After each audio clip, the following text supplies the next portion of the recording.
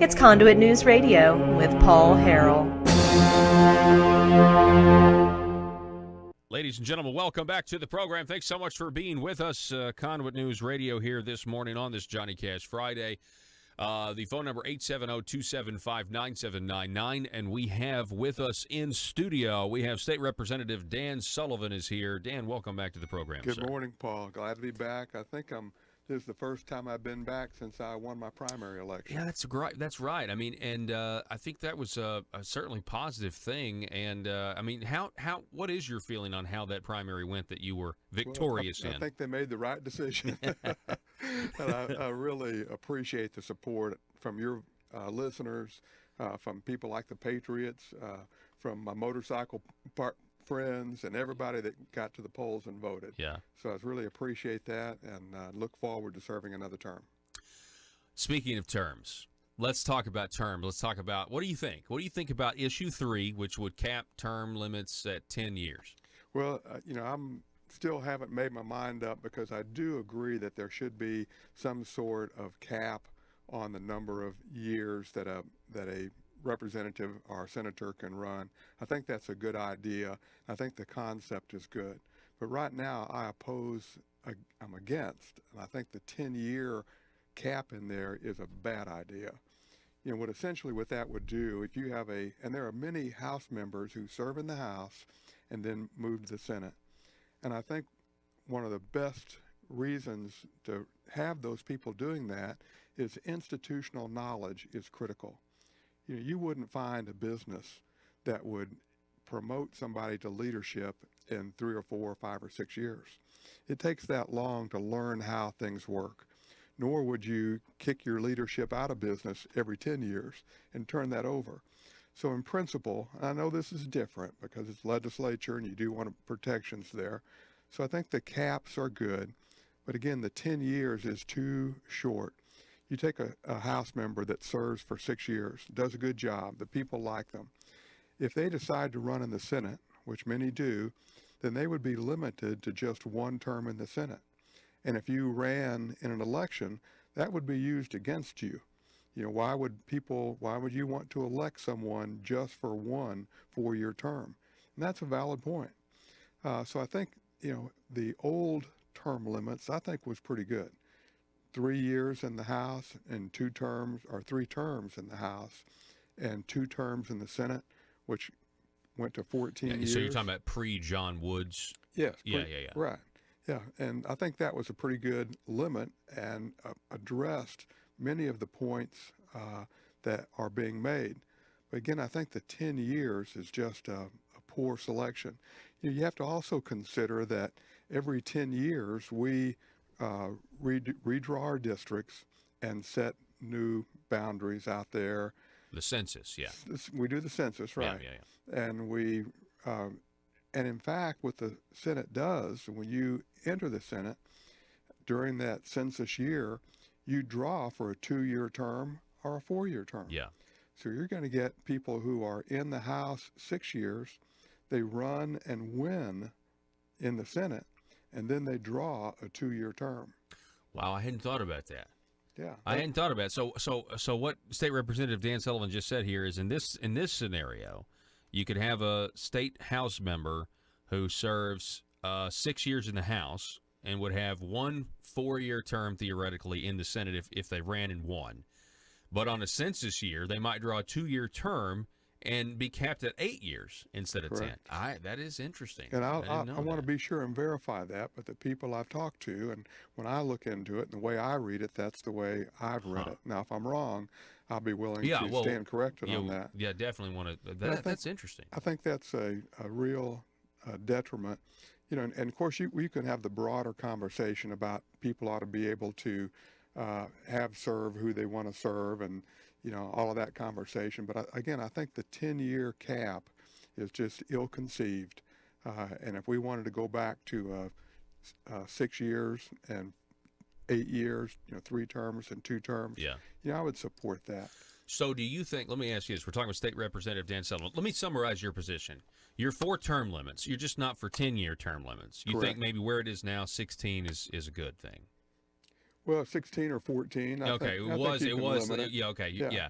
Because the Before John Woods, and then that's the reason we're here, I guess. I mean, the reason why there's such a strict, why it's basically the pendulum has swung even further than it was with this proposal is because, and I've said this on the radio, that the government kind of deceived the people, and so the people are now saying, we're gonna attempt to put an even stricter check on you guys. Well, and I would, since you have the sign up right behind you that says "attack problems, not people," I won't say that. He's a convicted. Well, I'm not going to attack you in your comment. Oh, I see. No, I'll attack John Woods though because he's a convicted felon and he's the reason we're in this situation. I got you, but I don't believe it was government that did that. The people voted for that, and people, if they were fooled, they have to own that. You can't. I think it's not. As a legislator, I can't say, well, golly gee, I was fooled. I have to own if I made a poor decision and I voted for something, and I have, that I didn't know enough about, that I have to own that they didn't trick me. I was the one that made that error. I own that, and I apologize for that.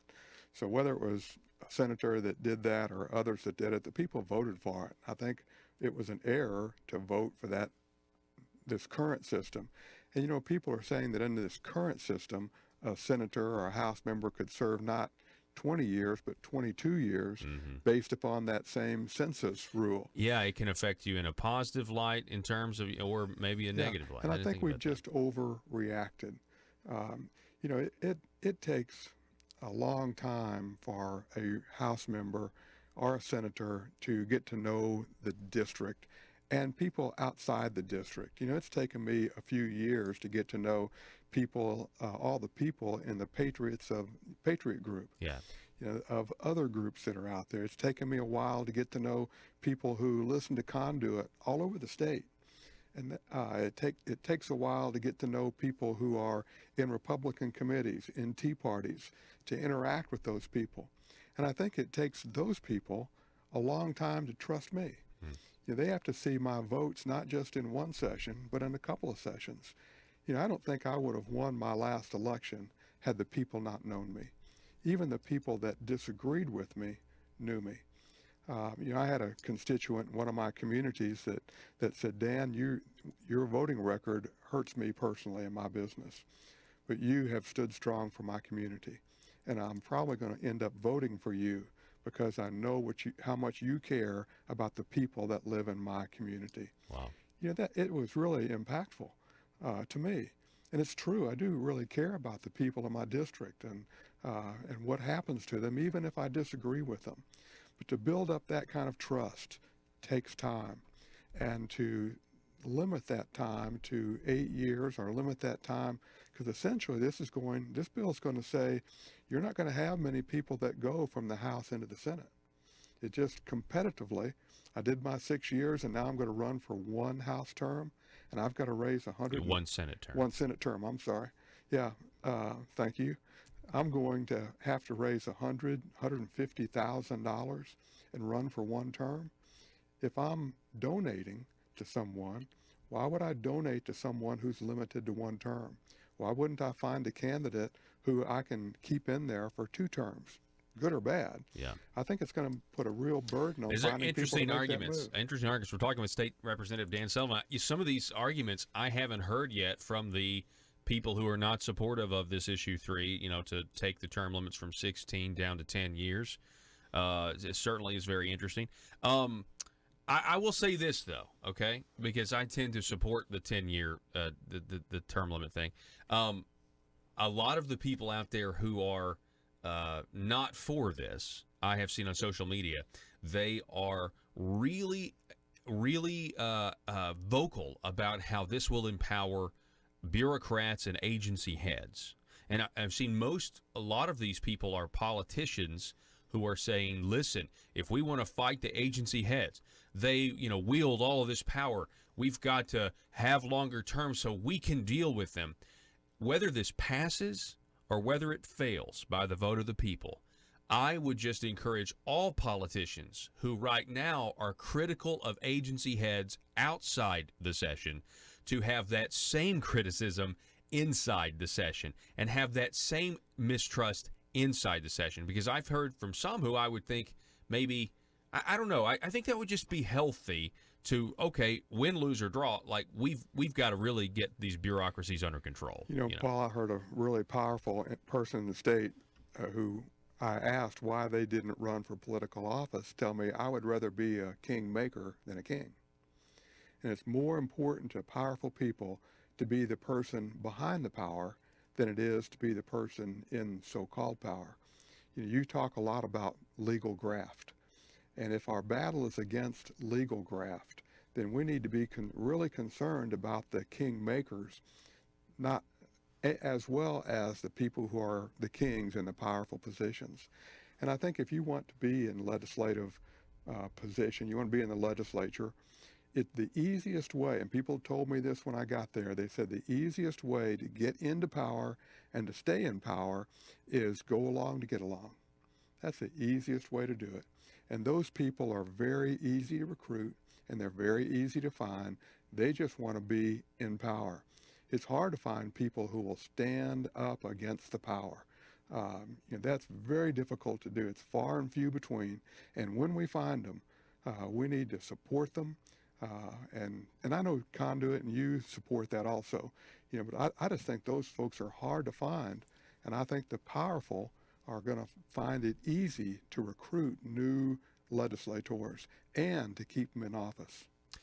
We're talking with State Representative Dan Sullivan. I really appreciate your thoughts on this. Although I may disagree, you can definitely make reasoned arguments on both sides of this issue. Can we talk just a little bit about issue 1? Can we shift gears here? Sure. We just have a little bit of time left. So, we're talking about issue 3 just now, the term limits. Issue 1 is the, quote, tort reform.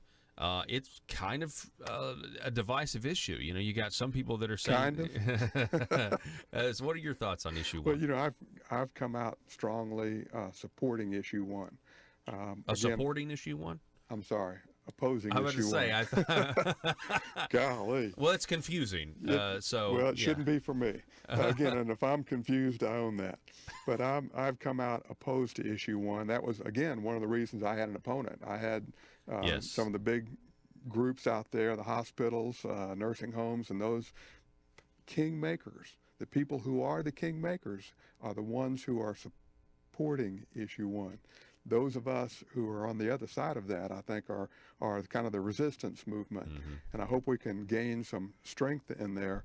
Again, I think similarly to issue 3, this is just a bad bill. Could we make some tort reform? Yes. Again, this tort reform combines 3 or 4 different issues, and some of those I vehemently disagree with. Mm-hmm. Some of them I just think need some reworking. But you can't put all those issues together and have something that's good for the people.